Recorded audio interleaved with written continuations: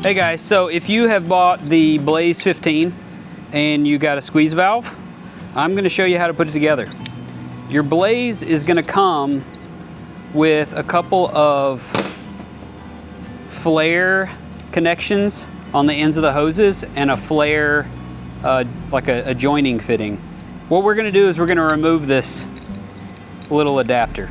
So just loosen it up and it should come out really easily. You can keep that for in the future if you ever want to take it off. The next thing we're going to do is we're going to put our squeeze valve onto the handle. So all you're going to do is slide it up over the handle. You've got 3 options for holes. I'm going to put it in the middle one. But if you got bigger hands, you may want to put it further away, and if you got smaller hands, you may want to put it closer together. So you're just going to put the screw down in one of the holes. It doesn't tighten or anything. Once you get the hoses on, it holds it wonderfully. Next, I'm going to attach onto my hoses. I'm going to attach my hoses onto the squeeze valve. This is the tank one. It's got the POL fitting at the back, or maybe regulator if you bought a regulator. I'm going to attach it onto the back,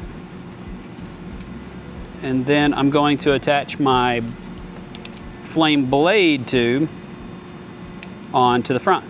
Tighten these up with wrenches. You don't have to go crazy because they're flare fittings, so they tighten up really fast. But just get them nice and snug. And then now you've got squeeze valve.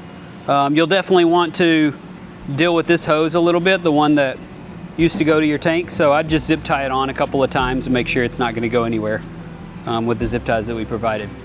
Enjoy your squeeze valve.